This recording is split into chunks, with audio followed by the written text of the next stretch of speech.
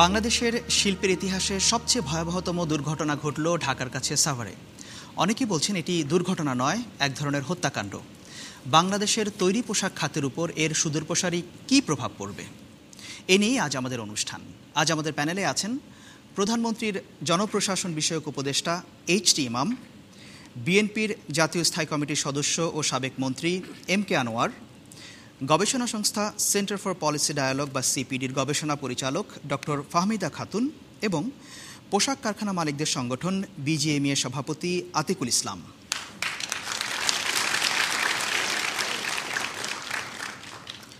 বাংলাদেশ সংলাপের এই অনুষ্ঠানটি হবার কথা ছিল চট্টগ্রামে, কিন্তু আগে যেটা বলেছি যে ঢাকার কাছে সাভারে একটি ভবন বিধ্বস্ত হয়ে শত শত শ্রমিকের মৃত্যু হয়েছে। সেই প্রেক্ষাপটে এই অনুষ্ঠানটি এখন আমরা করছি ঢাকার বিয়াম মিলনায়তনে। অনুষ্ঠানে আপনাদের সবাইকে স্বাগত জানাচ্ছি এবং আজকে আমরা এই অনুষ্ঠানটি সেই ঘটনার প্রেক্ষাপটেই করব এবং বিশেষ অনুষ্ঠান হবে। সরাসরি প্রথম প্রশ্নে চলে যাব। আজ প্রথম প্রশ্ন করবেন মোহাম্মদ ইয়াকুব আলী। সাভারে রানা প্লাজা নামক ভবন ধসের কারণে যে শত শত মানুষের মৃত্যু হলো, তার দায়িত্ব আসলে কার? সরকারের, না বিজিএমইএ ভবনের, না ভবন মালিকের? ধন্যবাদ আপনাকে এই প্রশ্নের জন্য। আমি শুরুটা করতে চাই বিজিএমইএ সভাপতি আতিকুল ইসলাম, আপনাকে দিবে। কে নেবে এই দায় দায়িত্ব? জি ধন্যবাদ। এই প্রশ্নটা যেরকম আপনাদেরও, এই প্রশ্নটা আমাদেরও, এই প্রশ্নটা সকলের, এই প্রশ্নটা বায়ারদের, আজকে ইন্টারন্যাশনাল, আন্তর্জাতিক এবং দেশীয় সকলের কাছে এই প্রশ্নটাই। আমরা যদি পিছনে তাকাই তাহলে দেখব যে রানা প্লাজার বিল্ডিংয়ের যে মালিক, ফ্যাক্টরির মালিক বিল্ডিংয়ের মালিককে বলেছে আমার বিল্ডিং ক্র্যাক করেছে, এবং সেই অনুযায়ী বিল্ডিংয়ের মালিক বলছে আমি ইঞ্জিনিয়ার এনে আমি দেখাবো, এবং ওখানকার যারা পৌরসভা যে ইঞ্জিনিয়ার ছিল এবং আরও ওই অত্র এলাকার যারা ইঞ্জিনিয়ার ছিল, ডিপার্টমেন্টের যা দায়িত্ব যারা ছিল, ওরা সবাই বলেছে, এসে কনফার্ম করেছে বিল্ডিং মালিককে যে না এই বিল্ডিংটা ঠিক আছে। যার ফলে বিল্ডিংয়ের মালিকের কথার পরিপ্রেক্ষিতেই গার্মেন্টসের মালিক ওই ফ্যাক্টরিটা খুলেছে। আমি আমার এই সংলাপের মধ্যে জানাতে চাই, দায়িত্ব এড়ানোর কোনো উপায় নাই। অবশ্যই এখানে দেখতে হবে কার কত পরিমাণ তার দায়িত্ব ছিল। আপনি দায়িত্বের কথা বলছেন যে প্রকৌশলীরা নিশ্চিত করেছে বলে আপনি দাবি করছেন, কিন্তু যে প্রকৌশলী যিনি দেখে এসেছেন তিনি পরে টেলিভিশন ইন্টারভিউতে বলেছেন যে এই বিল্ডিংয়ের একটা অ্যাসেসমেন্ট করার জন্য বুয়েটের টিমকে ডাকার জন্য, কিন্তু সেটা করা হয়নি। যাই হোক, সেটা ভিন্ন প্রসঙ্গ। কিন্তু একই ভবনে একটা বেসরকারি ব্যাংকের একটা ব্রাঞ্চ ছিল, তারা কিন্তু নিজেদের প্রকৌশলী এনে ভাড়া করে এনে তারা সেটার একটা পরীক্ষা নিরীক্ষা করে দেখেছে যে এটা নিরাপদ নয়, তারা বন্ধ করে দিয়েছে। তো পোশাক মালিকদের কি সেরকম তো দায় নেই? আপনি অবশ্যই বলেছেন। দেখুন এখানে আমি আমারটা শেষ করি। কালকে আমরা প্রেস ব্রিফিং করেছি এবং প্রেস ব্রিফিংয়ে বলেছি যারা দোষী সাব্যস্ত তাদেরকে বিজিএমইতে আসার জন্য, বিজিএমইর কাছে আত্মসমর্পণ করার জন্য, এবং এই অনুযায়ী তারা গতকাল দুজন বিজিএমইতে এসছে, আত্মসমর্পণ করেছে, এবং আইনের পোশাক কারখানার মালিক, এবং তাদেরকে আমরাই, আমার মনে হয় প্রথমবারের মতন পোশাক কারখানার মালিক আমাদের বিজিএমইতে এসছে এবং আমরা তাদেরকে হস্তান্তর করেছি আমাদের সরকারি এজেন্সির কাছে। অর্থাৎ আপনি বলছেন যে মালিকদের দায় আছে? মালিকদের দায় অবশ্যই আছে, কিন্তু আমার বক্তব্য হচ্ছে যে আজকে কেন ওই মালিক আমাদের গার্মেন্টসের মালিককে কনফার্ম করলেন, কেন বললেন যে বিল্ডিং কোনো কিছু হয় নাই? এখানে শুধু মালিককে, বিল্ডিংয়ের মালিককে দায়ী করা চলবে না, এখানে শুধু গার্মেন্টসের মালিককে দায়ী করা চলবে না। এখানে দেখতে হবে যেই দেশে রক্তের মধ্যে ভেজাল মেশানো হয়, যেই দেশে ফরমালিনযুক্ত সকল খাদ্য থাকে, সেই দেশে কীভাবে ইট, সিমেন্ট, বালি, লোহার ভিতরে এগুলো থাকবে না। ধন্যবাদ আতিকুল ইসলাম আপনাকে। আমি এম.কে. আনোয়ার আপনার কাছে আসতে চাই। কে নেবে এই দায় দায়িত্ব, আপনার কি মনে হয়? প্রথমেই আমি যারা এই ঘটনায় নিহত হয়েছেন, হতভাগ্য শ্রমিক, তাদের আত্মার মাগফিরাত কামনা করছি। যারা আহত হয়েছেন, যাদেরকে উদ্ধার করা সম্ভব হয়েছে, তাদের সুচিকিৎসার ব্যবস্থা করা সরকারের সরাসরি দায়িত্ব। আর যাদেরকে এখনও উদ্ধার করা যায় নাই, আমরা কায় মনোবাক্যে প্রার্থনা করছি তাদেরকে যেন জীবিত উদ্ধার করা হয়। দায়িত্বটা নির্ধারণ করতে হলে যেখানে যেটা প্রয়োজন, আইনের শাসন থাকতে হবে। আইনের শাসন থাকলে পরে আইন নিজের গতিতে চললে আইনই বলে দেবে কে দায়িত্ব, কার দায়িত্ব। কিন্তু যে দেশে বা যে স্থানে আইনের শাসন প্রযোজ্য নয় এবং কিছু ব্যক্তি বিভিন্ন কারণে বিভিন্ন পরিচয়ে আইনের ঊর্ধ্বে, সেখানে এই দায়িত্ব নিরূপণ করাটা একটা কি বলবো কিতাবী ব্যবস্থা। সত্যিকারভাবে এর কোনো প্রভাব হবে না। এর দায়িত্ব সরাসরি সরকারের এবং বিজিএমইএর, কারণ এই দুটি সংস্থাই এই ফ্যাক্টরিগুলোর বিভিন্ন কর্মকাণ্ড নিয়ন্ত্রণ করে থাকেন। সরকারের অনেক ক্ষমতা বিজিএমের কাছে হস্তান্তর করা হয়েছে এবং এই শিল্প ছাড়া অন্য কোনো শিল্পে এই জাতীয় সরকারের ক্ষমতা বিজিএমের কাছে দেওয়া হয় নাই বা কোনো প্রতিষ্ঠানের কাছে দেওয়া হয়নি। সরকারের আপনার লেবার মিনিস্ট্রির আন্ডারে একটা প্রতিষ্ঠান আছে, আপনার inspectorate of mills factories and establishment বলে একটা প্রতিষ্ঠান আছে। তাদের কাজই হচ্ছে যে কেউ কোনো কারখানা, ফ্যাক্টরি, দোকান করতে চাইবে তারা তাদের কাছে দরখাস্ত করবে এবং এই বিল্ডিংটা তার জন্য যোগ্য কি না তার কাছ থেকে একটা সার্টিফিকেট নিতে হবে। কিন্তু তাহলে আপনি বলছেন যে সরকারের ভূমিকা আছে, কিন্তু ধরুন সেটা ঠিকই আছে আপনার বক্তব্য, বা আপনার সঙ্গে অনেকেই হয়তো একমত হবেন। একটু পেছন থেকে যদি ফিরে তাকান, অনেকেই অভিযোগ করছেন যে বাংলাদেশে যারা তৈরি পোশাক কারখানার মালিক তারা এক ধরনের দায় মুক্তি ভোগ করছেন, অর্থাৎ যত কিছুই হোক তাদের আইনের আওতায় আনা যাচ্ছেন এবং যে সরকারই ক্ষমতায় থাকুক। আপনারা যখন ক্ষমতায় ছিলেন তখন এই ধরনের ঘটনা ঘটেছে। স্পেকট্রাম সেখানে মারা গেছে, মালিক অল্প কিছুদিন জেলে ছিলেন, তিনি বেরিয়ে এসেছেন। যখনই ঘটছে এইটা কেন রাজনৈতিক দলগুলো শক্ত অবস্থান যেই সরকারে থাকুক নিতে পারছে না কেন? আসলে আমি যে কথাটা বলতে যাচ্ছিলাম সে কথাটাই আপনি আরও স্পষ্ট করে বলেছেন। হ্যাঁ, এটা আমি কোনো সরকারের ব্যাপারে বলছি না।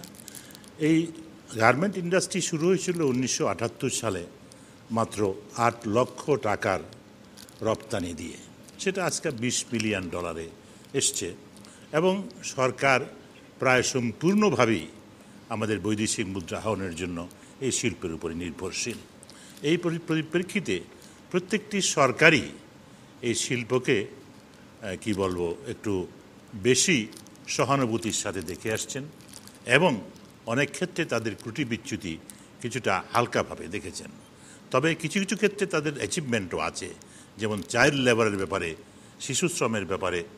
কিন্তু এই জাতীয় দুর্ঘটনা যেখানেই ঘটেছে আমার জানা মতে কোথাও তার সুষ্ঠু বিচার হয় নাই এবং সুষ্ঠু বিচার না হওয়ার একমাত্র কারণ হচ্ছে সেইখানে বিজিএমের তাদের যে ভূমিকা, শক্ত ভূমিকা, সেটা তারা সেই ভূমিকা পালন করার জন্য এগিয়ে আসে না। ধন্যবাদ এম কে আনোয়ার।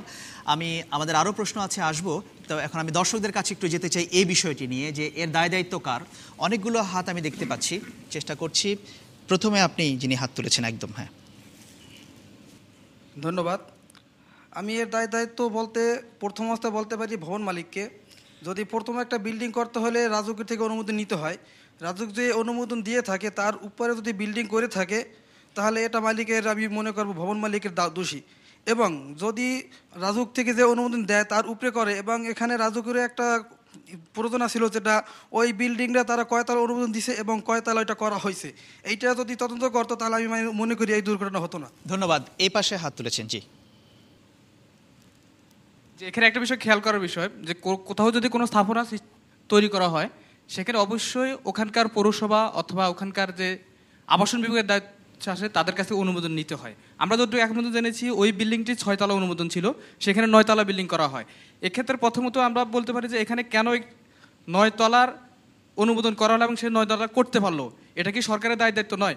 আবার দেখো বিল্ডিংটা যখন ক্র্যাক করলো তখন কিভাবে আবার ওখানে শ্রমিকদেরকে কাজ করার জন্য অনুমতি দেওয়া হলো, এটা কি বিজিএমের দায়িত্ব নয়? ধন্যবাদ আপনাকে। এই পাশে আসতে চাই, আপনি তৃতীয় সারিতে। বলবো যে এর দায়িত্ব সরকারি দলের উপরেই বর্তায়। ইন্ডাস্ট্রিয়াল পুলিশের, আমি সাভার ইপিজেডে আছি, ইন্ডাস্ট্রিয়াল পুলিশের ওই এলাকার ডিরেক্টর এসপি মুস্তাফিজুর রহমান, উনি সহ একটি তদন্ত দল এই ভবনটি পরিদর্শন করতে গিয়েছিল এবং ভবনটি পরিদর্শন করে ওনারা বলেছিল যে এই ভবনটি ঝুঁকিপূর্ণ, এখানে কাজ করা যাবে না। আমি জানি না কার চাপে ইউনূস সাহেব বললেন যে না এখানে কাজ করা যাবে। এবং আপনারা জানেন বিভিন্ন মিডিয়ায় আসছে যে ওই দিন হরতাল বিরোধী মিছিল করার জন্য যেই ভবনের মালিক রানা উনি লোকজন জড়ো করছিলেন। এখন আমরা দেখতে পাচ্ছি বিজিএমের আতিক স্যার বলছেন যে বিজিএমের দায়িত্বটা এখানে পরোক্ষ, কিন্তু প্রত্যক্ষভাবে এই দায়িত্ব বর্তাই হলে বিল্ডিংয়ের মালিকের উপর। সে কেন এই ভবনে ওই দিন কাজ করতে দিল? ডিরেক্টলি এই দায়ভার তার ভবন মালিকের। ধন্যবাদ আপনাকে। এই বিষয়গুলো নিয়ে এখনো তদন্ত হচ্ছে। আপনারা যেগুলো কথা বলছেন গণমাধ্যমে আমরা এই ধরনের খবরাখবর দেখতে পাচ্ছি, সেগুলোকে কোট করে আপনারা বলছেন। ধন্যবাদ। আরেকজন পঞ্চম সারিতে আপনি হাত তুলছেন, পঞ্চম সারি। আমি প্রথম বলবো যে বিল্ডিংয়ের মালিক তারই মেইন দায়িত্ব, এবং রাজুকের অনুমোদন ছিল 6 তলা করেছে 9 তলা।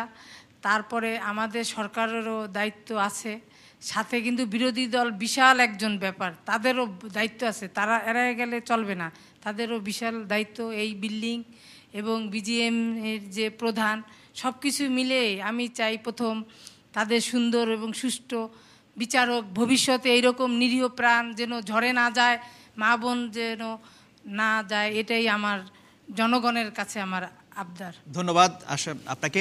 আমি আপনাদের কাছে আবার ফেরত আসার চেষ্টা করব। ফাহমিদা খাতুন, কে নেবে এই দায়িত্ব?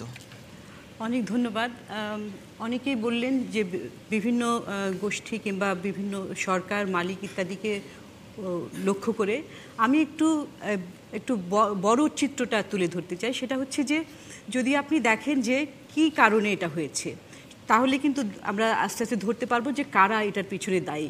আমরা দেখব যে এখানে এক কথায় যদি বলি তাহলে দেখব যে একটা ভঙ্গুর শাসন ব্যবস্থা, যেটাকে আমরা বলি টোটাল ল্যাক অফ গভর্নেন্স, সেইটার কারণে যেটা সৃষ্টি হয়েছে। সেখানে আমরা দেখছি যে আজকে আমাদের সমাজে সীমাহীন একটা লোভ, দ্রুত কিভাবে অর্থ উপার্জন করা যায়, অর্থাৎ অর্থের একটা দুর্বৃত্তায়ন হয়ে গেছে। এবং এই অর্থের দুর্বৃত্তায়নের কারণে রাজনীতি এবং অর্থনীতিটা একসাথে সম্মিলন ঘটে একটা ভয়াবহ দুর্বিষহ অবস্থা সৃষ্টি করেছে। এবং এটাকে আরও গতিময়তা এনে দিয়েছে যে আমাদের দেশে আইনের শাসন বাস্তবায়ন হচ্ছে না। আইনের শাসন বাস্তবায়নে যে দুর্বলতা, এর কারণে অপরাধ করার কারণে সেটা ওনারা জানেন, ওনারা তাই বলছেন, কিন্তু ওনারা সরাসরি প্রশ্ন করেছেন যে কে নেবে দায়িত্ব। সেটার কারণে আমি যদি এটাকে ডিসাইফার করার চেষ্টা করছি, তাহলে দেখবেন যে প্রথমে কি ভবনটা ভেঙে পড়েছে। ভবনটা কে তৈরি করেছে? ভবনটার পারমিশনটা কোথা থেকে এসেছে? সেখানে সরকারের কিছু সংস্থা আছে। এবং যে পোশাক শিল্প কাজ করে কোন মন্ত্রণালয়ের অধীনে? শ্রম মন্ত্রণালয়। তো এই যে সরকারের শ্রম মন্ত্রণালয়ে আমরা শ্রম মন্ত্রণালয়, বাণিজ্য মন্ত্রী, আমাদের এখানে বাণিজ্য দরকার, আমাদের এখানে শ্রম দরকার, আমাদের ইন্ডাস্ট্রিয়াল দরকার, আমাদের এখানে ফাইন্যান্স মিনিস্টার দরকার, একজন না অনেকগুলো সংস্থা এর সঙ্গে জড়িত। সেইখানে সরকারের বিভিন্ন সংস্থা রয়েছে। সরকারের দায়ী, সরকারকে আমি অবশ্যই এটার দায়িত্ব নিতে হবে। তার পাশাপাশি যারা কারখানার মালিক রয়েছেন, কারখানার মালিক এখানে ভয়াবহ জীবনের ঝুঁকি ছিল, তারপরেও তারা যে জোর করে যে মানুষকে ঠেলে দিয়েছেন মৃত্যুকূপে, এটা আমি মনে করি যে একটা বিরাট তাদের একটা হত্যাকাণ্ড বলা যায়, যেটা আমরা সবসময় শুনে আসছি আপনাদের কাছে, সেই হত্যাকাণ্ডেই ঘটিয়েছে। ধন্যবাদ ফাহমিদা খাতুন। আমি আর এই দফায় দর্শকদের একজনের মন্তব্য নিতে চাই। দ্বিতীয় সারিতে আপনি অনেকক্ষণ ধরে হাত তুলছিলেন। আমি বলবো দায়িত্ব সরকার, বিজিএম এবং ভবন মালিক তিনজনের উপরই বর্তায়, এবং এর মূল কারণ হচ্ছে মূল্যবোধের অভাব। তিন পক্ষের ভিতরে মূল্যবোধের অভাব আছে, যার কারণে এই ঘটনাগুলো ঘটছে। ধন্যবাদ। ধন্যবাদ আপনাকে। এইচটি ইমাম, কে নেবে এই দায়িত্ব? সরকার কি নিচ্ছে? সরকার তো অবশ্যই প্রথমেই নিয়েছে, কারণ মাননীয় প্রধানমন্ত্রী নিজেই গত পরশু পার্লামেন্টে ঘোষণা করেছেন যে এর দায়িত্ব যারা নিহত হয়েছেন তাদেরকে মরদেহ পাঠানো, তাদেরকে সাহায্য করা, পরিবারকে সাহায্য করা, সেগুলো আছে। আহত যারা, তাদের চিকিৎসার ব্যবস্থা করা, এবং সরকারি সমস্ত সংস্থাই ওখানে কাজ করছে। এখানে ব্যর্থতার কথা বলা হচ্ছে। আমি বলছি যে সরকারি সব সংস্থাই নিয়েছে। ব্যর্থতার আমি পরে আসছি। আপনি বলেন যে সরকার কি দায়িত্ব নেবে কিনা, তো সরকার তো দায়িত্ব নিয়েছে। সেই দায়িত্বটা মানে ব্যর্থতার দায়িত্বটা সরকারকে তো অবশ্যই প্রথমে এই সমস্ত জিনিসটি আগে গোটা জিনিসটি চিন্তা করে করতে হবে। আমি দুটো তিনটে জিনিস আপনার প্রশ্ন উত্তর দেওয়ার আগে বলতে চাই। সেটি হলো, এত বড় একটি বিশাল, আমি বলবো একটি জাতীয় দুর্ঘটনা, জাতির জন্য একটি বিশাল একটি দুঃখের কথা। এবং এইরকম একটি অবস্থাতে পরিস্থিতিতে সকলে গেছেন, ঝাঁপিয়ে পড়েছেন যে আগে দুর্গত মানুষদের যারা নিহত হয়েছেন তাদের লাশ বের করা, লাশ পৌঁছে দেওয়া, যারা আহত হয়েছেন তাদের চিকিৎসা করা। আপনি দেখেছেন যে একজন প্রশ্ন তুললেন যে উনি মনে করেন যে একটা কালেকটিভ ফেলিয়ার এখানে আছে, যেমন সরকার দায়ী, পোশাক কারখানার মালিকরা দায়ী, ভবন মালিক দায়ী। সেই প্রেক্ষাপটে যদি আপনি বলেন যে এখানে ব্যর্থতাটা আসলে সরকার, একের পর এক ঘটনা ঘটছে, তাজরিন গার্মেন্টসের ঘটনা ঘটলো, তার 5 মাস পরে এই ঘটনা, তখনও কারো বিচার যেখানে মালিকের বিরুদ্ধে অভিযোগ ছিল সেটি হয়নি, এবং এখন এটা নিয়ে হবে কিনা এক ধরনের সন্দেহ তৈরি হয়েছে। আপনি কি এই নিশ্চয়তা দিতে পারেন যে না বিচার হবেই এবার? আমি এবারে একেবারে 100% গ্যারান্টি দিয়ে বলতে পারি যে বিচার অবশ্যই হবে। কেন অতীতে বিচার হয়নি বলেই, অতীতে হয় নাই বলেই আজকে এই ঘটনা, অতীতে হয় নাই বলেই এই দুর্বৃত্তায়ন ঘটেছে। যে কথাটি আমাদের সহকর্মী বললেন এখানে, যে এত লোভ, এত লালসা যে কত দ্রুত কে কত বড় লোক হতে পারবেন। তা না হলে এইরকম একটি জায়গায়, আমি নিজে জানি যে এই ভবনটি যেখানে নির্মিত হয়েছে ওখানে পুকুর ছিল, এখানে ঠিক মতো পাইলিং করা হয়নি, এখানে স্ট্রাকচারাল ইঞ্জিনিয়ারদের ঠিক মতো ডিজাইন করা হয়নি। সেজন্য ধরবো অবশ্যই ওখানকার পৌরসভার ইঞ্জিনিয়ার কে থাকে, তাদেরকে ওই ক্ষমতা আছে, তাহলে রাজুককে ধরতে হবে। সেটি একটি সরকারি সংস্থা, আপনি বলছেন যে সরকারের উপরে দায়িত্ব আসবে, হ্যাঁ সেটা আপনি বলেছেন, কিন্তু সরকার এই ক্ষেত্রে, আমি আপনার কাছে আসছি আবার, আমি একটু পরিষ্কার করি, জনাব এম কে আনোয়ার সাহেব যে কথাটি বলেছেন যে গার্মেন্টস ইন্ডাস্ট্রিকে আমরা সত্যি যথেষ্ট রকম সহযোগিতা করেছি, সাহায্য করেছি, এবং শেষ পর্যন্ত গিয়ে প্রশ্রয় দিয়েছি। এবং এই প্রশ্রয়টির জন্যই এই যে তাজরিন গার্মেন্টসের যে ঘটনাটি ঘটলো, তখন ওই মালিককে যদি তখনই আমরা শাস্তি দিতাম, তার আগে স্পেকট্রাম সেটি হয়নি বলেই এবারে আমরা দৃষ্টান্ত স্থাপন করতে চাই। আচ্ছা, দৃষ্টান্ত স্থাপন করতে চাই বলে যেটা অনেকেই সন্দেহ করছেন, মালিকদের অ্যারেস্ট করা হয়েছে না, মালিকদের অ্যারেস্ট, কিন্তু যেটা প্রশ্ন উঠেছে এইচটি ইমাম যে ভবনের মালিক যার বিরুদ্ধে মূল অভিযোগ, ভবনের মালিককেও অ্যারেস্ট করা হবে, তাকে গ্রেফতার করার জন্য সরকার দ্বিধান্বিত না? মোটামুটি দ্বিধান্বিত নয়, কারণ সমস্ত জায়গায় প্রত্যেকটি পয়েন্টে বলে দেওয়া হয়েছে জায়গায় সে কোনোভাবে যাতে বেরিয়ে যেতে না পারে, তার পরিবারের সকলকেই অ্যারেস্ট করা হয়েছে। কাজে এখন পরিবারের ইয়েতে যেমন নাক কান টানলে মাথা চলে আসে, এখন সে এই রানাও নিশ্চয়ই এসে হাজির হবে। ধন্যবাদ আপনাকে। আমি একটু প্রশ্নকর্তার কাছে যে আপনি 30 সেকেন্ড সময় পাবেন, আমার হাতে সময় খুবই কম। আমার বন্ধু মাননীয় উপদেষ্টা বলেছেন যে তিনি 100% নিশ্চয়তা দিচ্ছেন যে বিচার হবে। আমি 100% বলে রাখছি যে এর কোনো বিচার বাংলাদেশে হবে না। কারণ যেখানে হত্যার দায়ে সাজাপ্রাপ্ত প্রায় 25 জন আসামিকে ক্ষমা করে দেওয়া হয়, সেইখানে সে দেশে বিচার হতে। ধন্যবাদ এম কে আনোয়ার। আমি একটু প্রশ্নকর্তার কাছে যেতে চাই, আপনি যিনি প্রশ্ন করেছিলেন যে এর দায়িত্ব কে নেবে, মোহাম্মদ ইয়াকুব আলী, আপনি কি আপনার প্রশ্নের উত্তর পেয়েছেন 4 জনের কাছ থেকে? আমি প্রপারলি উত্তরটা এখনো পাই নাই। দায়িত্ব ফিক্সড করে দেওয়া উচিত যে কে নিবে দায়িত্ব। আচ্ছা, ধন্যবাদ আপনাকে। এখানে শ্রোতা দর্শকদের জানিয়ে রাখতে চাই, এই বিষয়ে আপনারা যদি আরও বিস্তারিত মতামত দিতে চান তাহলে bbcbangla.com এই ওয়েবসাইটে আপনার মতামত দিতে পারেন। তাছাড়া ফেসবুকে বিবিসি বাংলা সামাজিক ফোরামে আপনার মতামত দেবার সুযোগ আছে। এখন আমরা একটি ছোট্ট বিরতিতে যাচ্ছি, আশা করি আমাদের সাথেই থাকবেন।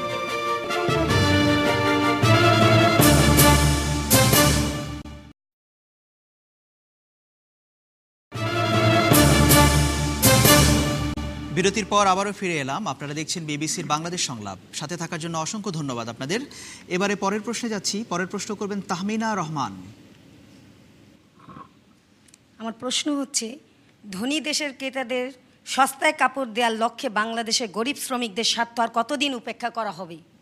মানে আপনার কেন মনে হচ্ছে যে সস্তায় দেওয়ার জন্য এটা উপেক্ষিত হচ্ছে? স্পেকট্রাম হতে 2013 রানা প্লাজার এই গার্মেন্টসের ধস দেখে আমার এটাই মনে হচ্ছে। আচ্ছা, আপনি কি গার্মেন্টস কারখানার সাথে কোনোভাবে জড়িত আছেন? জি, আমি একটা ট্রেড ইউনিয়নের সাথে জড়িত আছি। ধন্যবাদ আপনাকে এই প্রশ্নের জন্য। আমি এটার শুরুটা করতে চাই ফাহমিদা খাতুন আপনাকে দিয়ে, যে আসলেই কি সস্তায় দেওয়ার জন্য বাংলাদেশের শ্রমিকদের স্বার্থ উপেক্ষিত হচ্ছে? দেখুন, এই সস্তায় অর্থাৎ পোশাক শিল্পে যারা কাজ করছেন তাদের মজুরি নিয়ে কিন্তু অনেক দিন থেকেই আমরা আলোচনা শুনছি এবং আন্দোলনও চলছে। 1994 সালের অনেক দিন পরে যখন ন্যূনতম মজুরি নির্ধারিত হয়েছিল, তার বহু বছর পরে আবার সেটা আমরা দেখেছি যে রিভাইজ হওয়ার পরে 2010 সালে এসে 3000 টাকা হয়েছে ন্যূনতম মজুরি। এখন এখানে আমি শুধুমাত্র মালিকদের দোষ দেব সেটাও নয়, এখানে কয়েকটা পক্ষ রয়েছে। মালিক যারা কিনছেন এবং বাংলাদেশের যারা শ্রমিকদের পক্ষ হয়ে কাজ করছেন, আন্দোলন করছেন, ট্রেড ইউনিয়নের সদস্য, তারা পুঁজির লক্ষ্য হচ্ছে কিভাবে মুনাফা করা যায়, সেটা সর্বোচ্চ মুনাফা করা যায়, এটাই পুঁজির ধর্ম। সেখানে যখন একজন গার্মেন্টস কিংবা পোশাক শিল্পের মালিকদের চেষ্টাই থাকবে কিভাবে তারা কম বেতনে বেশি শ্রমিক কিংবা শ্রমিকদের কাছ থেকে সর্বোচ্চ উৎপাদন পেতে পারে, তো সেখানে তাদের একটা বাধ্যবাধকতা থাকে দুটা পক্ষের কাছে, একটা হচ্ছে শ্রমিকদের কাছে, আরেকটা হচ্ছে তারা যাদের কাছে বিক্রি করছে দেশের বাইরে। দেখা যাচ্ছে যে যারা বেশি শক্তিশালী তাদেরই কিন্তু বার্গেনিং পাওয়ারটা বেশি থাকে। যখন ক্রেতা বলে যে আমি তোমার পণ্য কিনবো না যদি তুমি কিছু কিছু কমপ্লায়েন্ট মেনে না চলো, তার মধ্যে অন্যতম হচ্ছে একটা যে তুমি যদি ন্যূনতম মজুরিটা না দাও।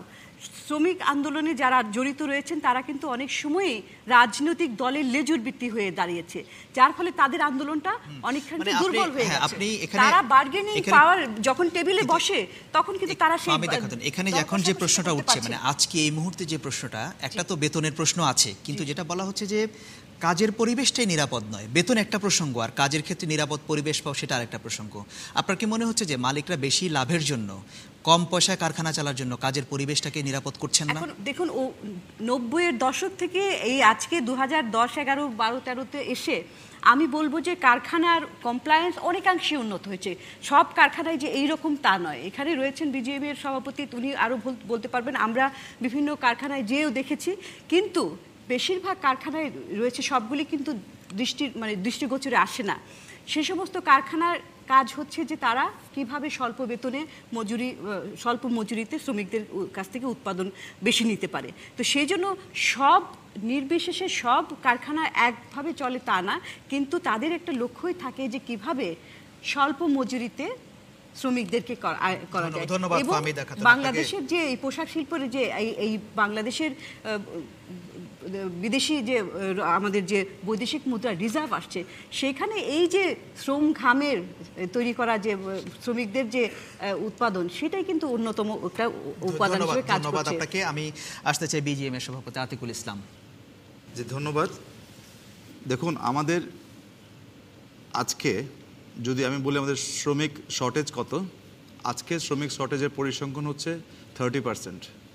যেখানে 30% শ্রমিক শর্টেজ এই দেশে, সেই দেশে তা আমার মনে হয় যে নিম্নতম মজুরি দিয়ে কম বেতনের টাকা দিয়ে বেশি মুনাফা, এটা কোনো মতেই কথার সাথে কাজের মিল হবে না। আমাদের ফ্যাক্টরিতে অনেক ফ্যাক্টরি আছে যেখানে মেশিন আছে, শ্রমিক নেই।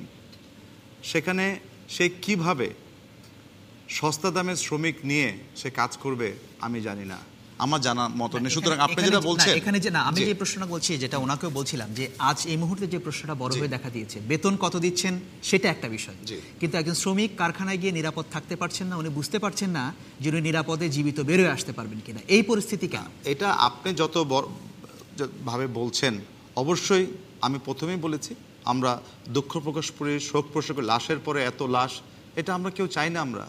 আমরা যদি চেতাম আজকে, তাহলে আমাদের এই $12,000 থেকে শুরু করে আজকে যে $20 বিলিয়ন বিজনেস, এটা অনেক আগেই কিন্তু শেষ হয়ে যেত যদি আমরা সেরকম কমপ্লায়েন্সের পরিবেশ না করতাম।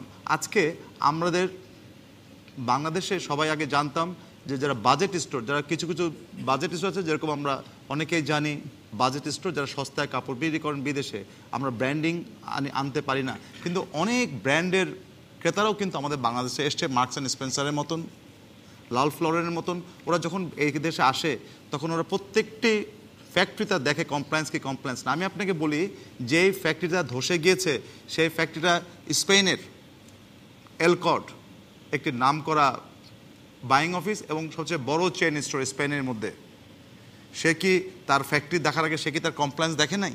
সে টপ টু বটম তেসার ফ্যাক্টরি কমপ্লায়েন্স দেখেছে। এখন তার ভিতরে কি ধরনের রড, সিমেন্ট, বালি দিয়েছে বা কি দিয়েছেন যে এটা কিন্তু সম্ভব না। তবে আমি বলতে পারি, এখানে আজকে কি আপনি জানেন আজকে এই সেক্টরের পাশাপাশি অন্য যে খাতগুলো আছে তারা কত দেয়? আজকে যদি আমাদের বলা হয় যারা আজকে গ্যারেজে চাকরি করে ওদেরকে কত টাকা দেওয়া হয়, গ্যারেজ মালিক কত লাভ করেন আর আপনারা কত লাভ করেন, সেটা একটা প্রশ্ন। আপনি তাহলে তো আমাদের তাহলে আজকে সংলাপে উচিত ছিল যে এই পোশাক খাতে কোন মালিক কত লাভ করে ওটার একটা আপনি যদি বলতেন আমাকে, যেটা কস্ট ব্রেকডাউন নিয়ে আসতাম, আমি কস্ট ব্রেকডাউন নিয়ে আসতাম। আমার মনে হয় বিবিসির সংলাপে আমি অনুরোধ করবো আপনারা একটা কেন কস্ট ব্রেকডাউন একটা অঙ্ক করেন। ধন্যবাদ আতিকুল ইসলাম। একটু দর্শকদের কাছে যেতে চাই। আপনি পঞ্চম সারিতে হাত তুলছিলেন অনেকক্ষণ ধরে। ধন্যবাদ আপনাকে। আমি বলতে চাই এই যে গার্মেন্টস সেক্টরে এই পর্যন্ত 3-4টা ক্যাজুয়ালিটি হলো, এই ঘটনাটা তো আজকের, এটা নূতন না। 1978 সালে যখন এই গার্মেন্টস শিল্পের বহিঃপ্রকাশ ঘটে তখন বিল্ডিং কোড কোনো মানা হয়নি। আমি খুব বেশি ইতিহাসে যাওয়ার সুযোগ নেই, এখানে একটা প্রশ্ন ছিল যে বাইরের ক্রেতাদেরকে সস্তা দেওয়ার জন্য বাংলাদেশের শ্রমিকদের স্বার্থ উপেক্ষিত হচ্ছে কিনা, আপনার কি মনে হয়? উপেক্ষিত হচ্ছে, অবশ্যই উপেক্ষিত হচ্ছে। ধন্যবাদ আপনাকে। সামনে আসতে চাই, আপনি অনেকক্ষণ ধরে হাত তুলছেন। মাননীয় বিজিএমই এর সভাপতিকে আমার প্রশ্ন, 80% বৈদেশিক মুদ্রা অর্জন করছি হতভাগ্য গার্মেন্টস কর্মীদের মাধ্যমে। তারা প্রায় দেখা যায় এই সাভার ট্র্যাজেডির আগেও আগুনে পুড়ে মারা যাচ্ছে, অগ্নিদগ্ধ হচ্ছে। একটা দরজা যেদিক দিয়ে বেরিয়ে যাওয়ার কথা সেই দরজা বন্ধ থাকে। সেই দরজা কেন বন্ধ থাকে? তারা কোন দিক দিয়ে বেরিয়ে যাবে সেই পথ কেন থাকে না? জিজ্ঞেস করা হলে, তাদেরকে জানতে চাওয়া হলে বলা হয় যে এই দরজা, গার্মেন্টসের দরজা বন্ধ থাকে, তারা 4তলা 5তলা থেকে লাফ দেয়। ধন্যবাদ আপনাকে। মানে আপনি নিরাপত্তার প্রশ্নটি করছেন, দীর্ঘ বক্তব্য দেওয়ার সুযোগ নেই আমি বলেছি। অসংখ্য ধন্যবাদ আপনাকে। ওই পাশের কোনায় আপনি দ্বিতীয় সারিতে। আমরা যদি লক্ষ্য করি, আসলেই বাংলাদেশের শ্রমিকদের অবস্থা খুবই করুণ, কারণ আমাদের মালিকদের লক্ষ্যই থাকে বিদেশি বায়ার্সদের আকৃষ্ট করা। যখন বিদেশি বায়ার্সরা আসে একটি গার্মেন্টসকে তদারকি করার জন্য বা শ্রমের পরিবেশটি দেখার জন্য, ঠিক সেদিনই গার্মেন্টস শ্রমিকদেরকে মাস্ক দেওয়া হয়, অ্যাপ্রন দেওয়া হয়। পরবর্তীতে কে মাস্ক পেলো বা অ্যাপ্রন পেলো, কী অবস্থায় আছে বা আসলে এখানে শ্রমিকের কোনো অবস্থা আছে কিনা সেটি কোনো তদারকি করা হয় না। অর্থাৎ আমাদের শ্রমিকরা আসলে খুব ঝুঁকিপূর্ণ অবস্থায় আছে। তাদের লক্ষ্যটি দেখা হচ্ছে না, মূলত বিদেশি বায়ার্সদের কীভাবে আকৃষ্ট করা যায় সেটি মালিক পক্ষের মেইন লক্ষ্য। ধন্যবাদ আপনাকে। পেছনে যেতে চাই, আপনি। এটা সর্বজন স্বীকৃত যে বাংলাদেশের শ্রমিকরা সর্বনিম্ন মজুরিতে পৃথিবীর মধ্যে এরা মজুরি প্রদান করে থাকে এবং সর্বোচ্চ মুনাফা আমাদের গার্মেন্টস মালিকরা করে থাকে। আরেকটু কথা বলতে চাই মাননীয় উপদেষ্টা মহোদয়ের, যে 42 বছর পরেও এখন আমরা কমিটমেন্ট করছি এবং উনি যে 100% গ্যারান্টি দিয়ে গেলেন, এর প্রতি আমরা আস্থা রাখতে চাই এবং আমরা দেখতে চাই যে বাংলাদেশে একটা সত্যিকারের এই ধরনের ঘটনার একটা সুষ্ঠু বিচার সম্পূর্ণ হয়েছে। ওনার কমিটমেন্টের প্রতি আমরা সে আস্থা রাখি এবং দেখতে চাই সেটা। ধন্যবাদ আপনাকে। আসি সরাসরি প্রধানমন্ত্রীর উপদেষ্টা এইচ.টি. ইমাম, যে এখন যে প্রশ্নটা উঠেছে, বিদেশিদেরকে সস্তা দেওয়ার জন্য বাংলাদেশের শ্রমিকরা বঞ্চিত হচ্ছেন, ব্যাপারটা কি আসলে তাই? বিদেশিরা, আগে আমরা জানতাম যে ইন্টারন্যাশনাল কম্পিটিশন যেখানে, আন্তর্জাতিক প্রতিযোগিতামূলক বাজার যেখানে, সেখানে বিদেশি ক্রেতারা যেখানে সস্তায় পাবেন সেখানেই যান। কাজে যে কারণে আপনার একসময় চীন থেকে বাংলাদেশে সরে এসছেন অনেকে, তারপরে এখন ভিয়েতনাম থেকে অনেকে এদিকে এসছেন। আবার এখন যেটা ভয় সেটি হলো যে বাংলাদেশে এ ধরনের ঘটনা ঘটলে বিদেশিদের সরকারগুলো, আমেরিকান সরকার যেমন কিংবা ইউরোপিয়ান ইউনিয়নে, তারাও কিন্তু এখন শ্রমিকদের নিরাপত্তা সম্পর্কে অত্যন্ত সচেতন। তারা দামের সঙ্গে সঙ্গে নিরাপত্তার বিষয়টিও এনফোর্স করতে চাচ্ছেন। এই সবগুলো জিনিস নিয়ে আমরা যদি এখন, আমার মনে হয় সময় হয়েছে যে বাংলাদেশ গার্মেন্টস ইন্ডাস্ট্রি এখন যথেষ্ট ম্যাচিওর। এই ক্ষেত্রে বিজিএমই এর যেমন দায়িত্ব আছে, সরকারের বিভিন্ন সংস্থা, যেগুলোর কথা এম কে আনোয়ার সাহেবও বলেছেন, বিভিন্ন সংস্থা আছে এখানে। এই ক্ষেত্রে যেমন রাজুকের একটা বড় দায়িত্ব ছিল, ইন্সপেক্টর অফ ফ্যাক্টরিজের দায়িত্ব আছে, তারপরে আমাদের অন্যান্য যে সমস্ত প্রতিষ্ঠান আছে, মিনিস্ট্রি অফ কমার্স কিংবা সকলে মিলে এখন দুর্যোগ ব্যবস্থাপনা আমাদের সার্বিকভাবে একটু দেখা দরকার। আর আমি আরেকটু বড় আকারে যেতে চাই এই জন্য যে এই যে ভবনটি ধসে পড়ল, এই ভবনটি ধসে পড়েছে মালিকের কারণেই ধরে নিচ্ছি, কিন্তু ঢাকা শহরে আরও এরকম অজস্র বিল্ডিং আছে যেগুলো অত্যন্ত ভঙ্গুর অবস্থায় যে কোনো সময় ভেঙে পড়তে পারে এবং যেগুলো আইডেন্টিফাই করা হয়েছে। সময় হয়েছে যে যারা যত স্টেক হোল্ডার্স যারা আছেন, যাদেরকেই দায়ী করেন কেন, সর্বাগ্রে অবশ্যই সরকার একটি ব্যবস্থা করবে।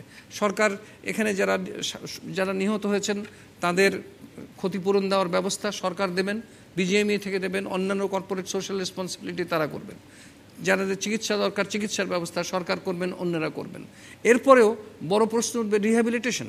অনেকের হাত পা কেটে ফেলা হয়েছে, তাদেরকে কিভাবে করবেন? এবং যারা মারা গেছেন তাদের পরিবার বড় কথা, সেই পরিবারে যাতে ছেলে মেয়ে এগুলো দেখতে হবে। আমি সার্বিকভাবে দেখেই এটিকে নিতে চাচ্ছি, শ্রমিকের স্বার্থ যাতে উপেক্ষিত না হয়। সেজন্যই আমাদের মাননীয় প্রধানমন্ত্রী এই গতবারের থেকেই একটি ব্যবস্থা করেছেন যে স্বামী মারা গেলে শুধু স্ত্রী যেন ক্ষতিপূরণ না পান, তার পিতামাতা থাকতে পারেন তার উপরে ডিপেন্ডেন্ট, সন্তানরা যাতে পান, সেই সমস্ত ব্যবস্থা করা যেমন দরকার। আবার তেমনি শিক্ষার ব্যবস্থা, যাদের শিক্ষা ব্যবস্থা সেটিও যাতে হয়।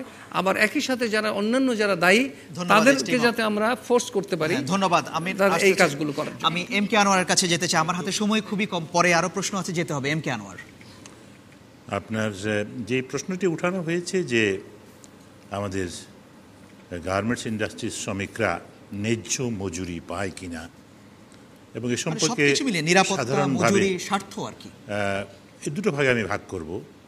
সোফার কমপ্লায়েন্সের ব্যাপারে ফ্যাক্টরি কন্ডিশনস, ওয়ার্কিং কন্ডিশনস, এগুলোতে বিগত দিনগুলোতে প্রচুর উন্নতি তারা করেছে, কিন্তু তাদের ওয়েজ অ্যান্ড স্যালারিদের ব্যাপারে কতখানি উন্নতি হয়েছে, তাদের জীবনযাত্রার মান কতখানি। 3,000 টাকা যদি বেতন হয়, আমি 3,000 টাকা দিয়ে গার্মেন্টস ইন্ডাস্ট্রি যারা করেন তাদেরকে হিসাব করে দেখিয়ে দিতে বলবো কীভাবে একজন লোক তার পরিবার নিয়ে বাঁচতে পারে। তো এখানে মেনলি যে কথাটা দিয়ে শুরু হয়েছে, বিট্রায়ালটা, যে শ্রমিকদেরকে বঞ্চিত করে বিদেশি ক্রেতাদেরকে খুশি করা হচ্ছে।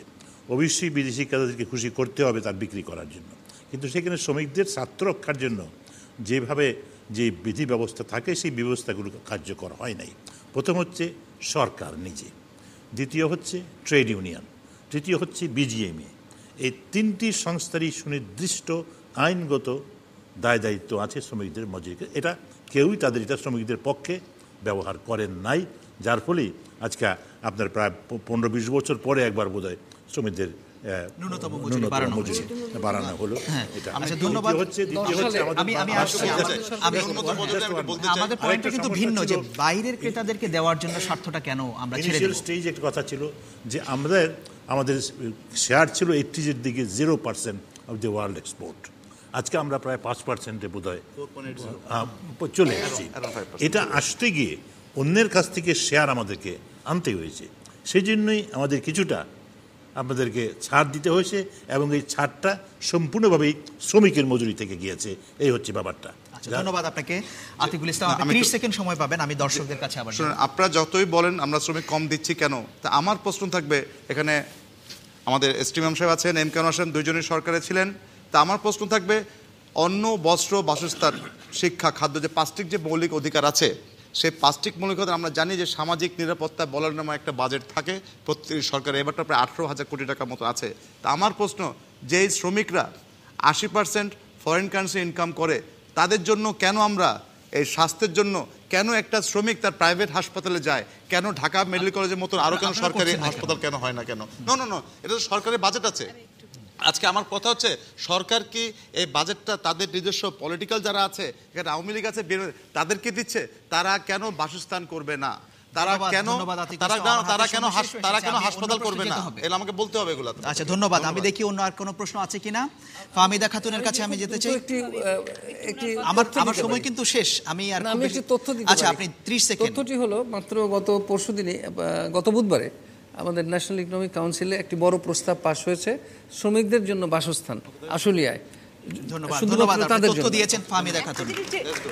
সামাজিক নিরাপত্তা বেষ্টনী মধ্যে যে বাজেটটা থাকে, বাংলাদেশের সম্পদ সীমিত কিন্তু চাহিদা অনেক, তো সেখানে শ্রমিকদের জন্য আসলে সরকারের দায়িত্ব নেওয়ার খুব একটা সুযোগ নেই। আমি মনে করব বাংলাদেশের পোশাক শিল্প 80-র দশক থেকে আজকে 30 বছর হয়েছে, এখন আর সে হাঁটি হাঁটি পা অবস্থায় নেই। সুতরাং সে একটা শক্তিশালী অবস্থানে রয়েছে। এইটার কিন্তু দায়িত্বটা মালিকদেরই নিতে হবে। বড় জোর সেটা আমার কথা হচ্ছিল, আমার কথা ডরমেটরি যেরকম করে করেছেন এরকম করে কেন বিভিন্ন জায়গায় আমরা হাসপাতাল করি না? বক্তব্য দিয়েছেন, উনি ওনারটা বলেছেন। অসংখ্য ধন্যবাদ আপনাদের দুজনকে।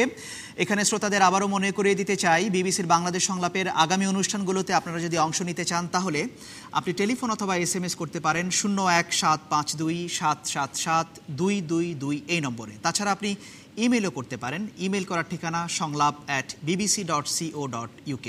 এখন আমরা আরেকটি বিরতিতে যাব, আশা করি আমাদের সাথেই থাকবেন।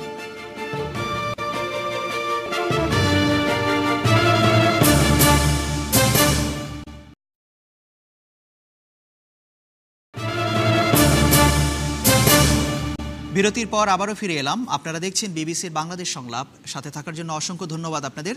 এবারে পরের প্রশ্নে যাব। পরের প্রশ্ন করবেন মোহাম্মদ তানভীর আরেফিন।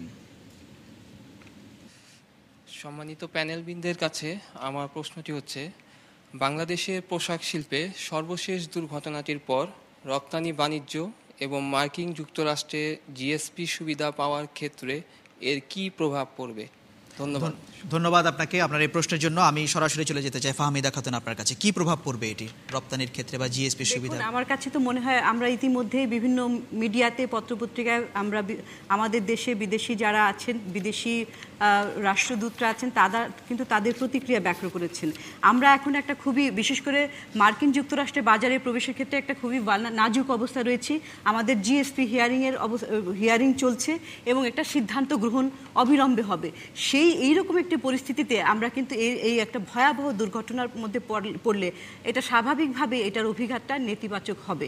এটা আমি কিন্তু এটা সেই দুর্ভাবনার মধ্যে রয়েছি।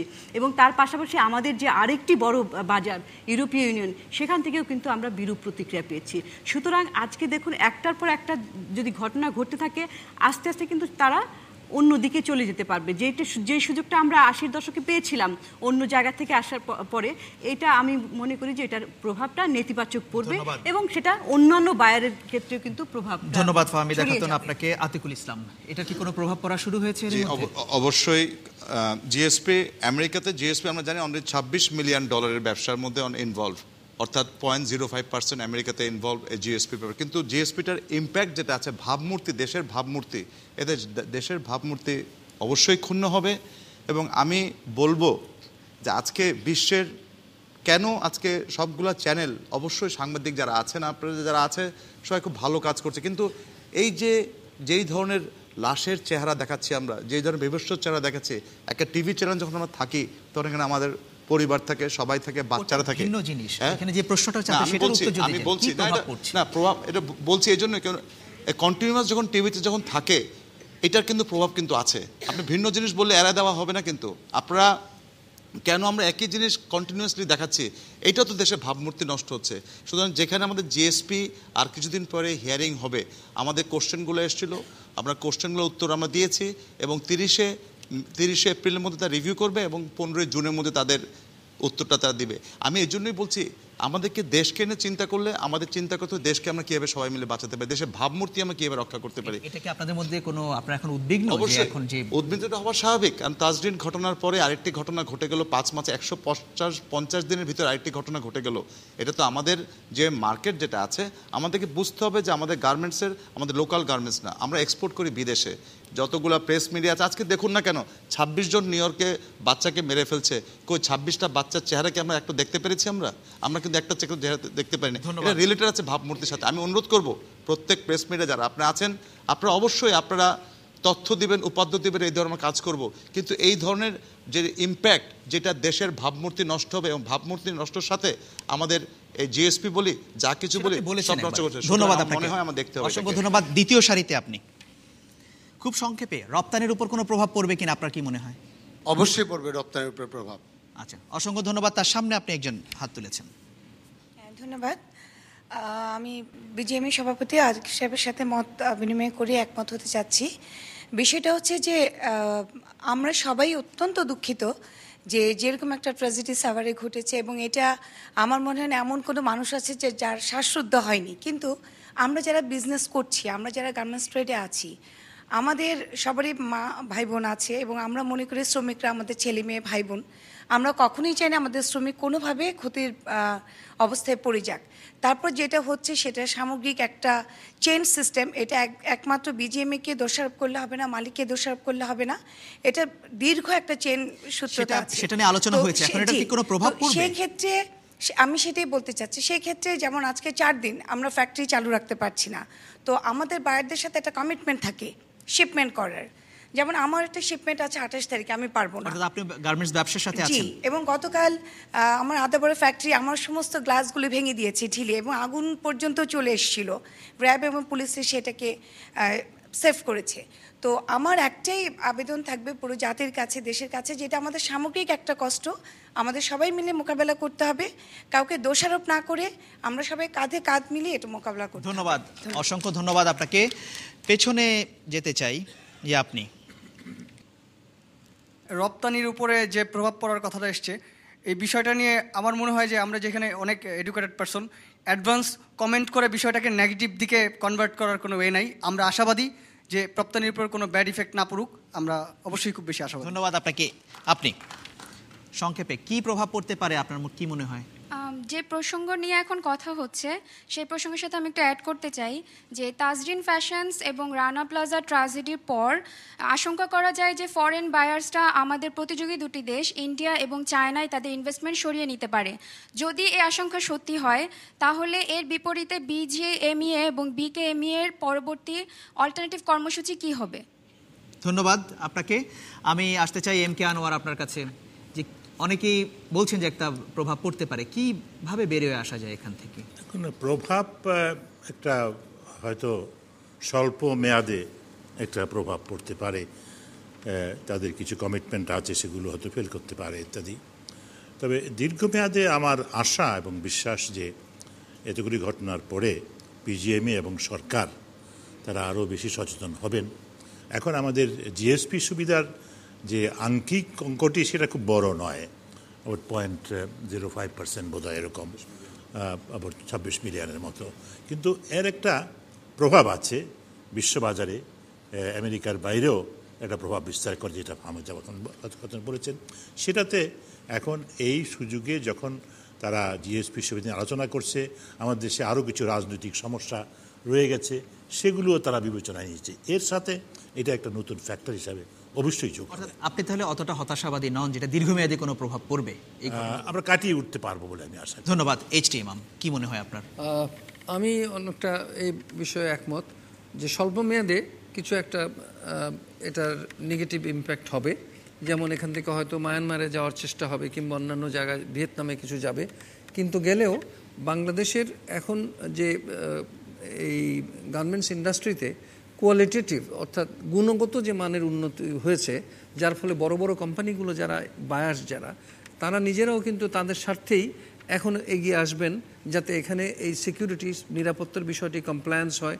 বাংলাদেশে এখন প্রচুর কমপ্লায়েন্ট ফ্যাক্টরি আছে ভালো ভালো, এবং সেগুলো দেখার মতো। আমি বিজিএমইকে বিশেষ করে অনুরোধ করব যে তারা যেন সরকারের সঙ্গে মিলিতভাবে ফ্যাক্টরি ইন্সপেক্টর ফ্যাক্টরিজ এবং অন্যান্য যারা আছেন তাদের সঙ্গে মিলে প্রত্যেকটি ফ্যাক্টরি আপনারা ইন্সপেক্ট করুন। আমি আপনার সঙ্গে আরেকটি বিষয় একমত যে এই টেলিভিশনে যেভাবে আমাদের দেশে যেরকমভাবে বিভৎস দৃশ্য দেখানো হয় পৃথিবীর অন্য কোথাও দেখানো হয় না, এগুলো অনেকের উপরে প্রভাব পড়ে এবং এতে করে একেবারে এতই একটা নেগেটিভ ইমেজ সৃষ্টি হয় যেটি মোটেও ভালো। ধন্যবাদ এইচ.টি. ইমাম। আমি আতিকুল ইসলামের কাছে আসতে চাই। আচ্ছা এম কে আনোয়ার, আপনি অল্প সময় পাবেন। এই যে তাজরিনের ঘটনার পরে একটা কমিটি করা হয়েছিল সরকারের তরফ থেকে, বিজিএমইএর তরফ থেকে। তারা প্রায় 1000 শিল্প কারখানা ঢাকা এবং আশেপাশে তারা পরীক্ষা করে দেখেছিল এবং তারা সুনির্দিষ্ট মতামত দিয়েছিল যে অন্তত 300টি শিল্প কারখানার যোগ্য নয়, কিন্তু এ ব্যাপারে আর পরবর্তীকালে আর কোনো পদক্ষেপ গ্রহণ করা। ধন্যবাদ আপনাকে। আতিকুল ইসলাম, আপনার কাছে একটা প্রশ্ন ছিল যে একজন দর্শক আশঙ্কা করছেন যে বাংলাদেশ থেকে বিনিয়োগগুলো আস্তে আস্তে চীন এবং ভারতের দিকে চলে যেতে পারে। সেক্ষেত্রে এটা যদি হয় আপনারা বিকল্প আর কি আছে, আপনারা কি রেডি? দেখুন, আমি সম্মানের সাথে জনাব এম কে আনোয়ার বলছি, আমাদের প্রাক্তন বাণিজ্যমন্ত্রী, আপনি একটি কথা বলেছেন যে এটি জিএসপি যে ব্যাপারটা আছে এটি সরকার এবং বিজিএমএর, আমি তার সাথে অ্যাড করতে চাই সরকার না, সরকার এবং বিরোধী দল দুজনকেই এখন একসাথে কাজ করতে হবে এই বাংলাদেশে এক্সপোর্ট রাখতে গেলে। আজকে সময় এসছে, কারণ আমাদের আজকে কি অবস্থা, কেন আজকে শুধু সরকার দেখবে জিএসপি রাখার জন্য? আজকে যদি জিএসপি যদি চলে যায় আমেরিকার থেকে, তাদের তা দেখা দেখি কিন্তু আজকে ইউরোপে চলে যাবে। সুতরাং আজকে সময় এসছে একত্রে বসে এই জাতীয় শিল্পকে টিকে রাখার জন্য। আজকে যে বলেছেন যে কেন যাবে, অবশ্যই চলে যেতে পারে, কারণ তারা যদি নিরাপত্তা না পায়, এই দেশে যদি অন্যান্য হুমকি হয়, এজন্য আমাদের উচিত আজকে সবাই একসাথে কাজ করতে হবে যেন ব্যবসা যেন না যায়। অসংখ্য ধন্যবাদ আতিকুল ইসলাম আপনাকে, এবং একই সাথে আমি ধন্যবাদ জানাচ্ছি প্যানেলে আপনারা যে বাকি তিনজন আছেন, আপনাদের তিনজনকেও ধন্যবাদ জানাচ্ছি। আপনারা এখানে যারা দর্শক হিসেবে আছেন আপনাদেরকেও। আমাদের হাতে আজ অনুষ্ঠানের সময় শেষ হয়ে এসেছে। ধন্যবাদ রইল চ্যানেল আই এবং বিয়াম ফাউন্ডেশনের জন্য। বিবিসি বাংলাদেশ সংলাপের আগামী অনুষ্ঠানটি হবে ঢাকায়। সেই পর্যন্ত বিবিসির বাংলাদেশ সংলাপের এই অনুষ্ঠান থেকে আমি আকবর হোসেন এবং আমার সাথে অনুষ্ঠানের প্রযোজক ওয়ালিউর রহমান বিরাজ আমরা এখানে বিদায় নিচ্ছি।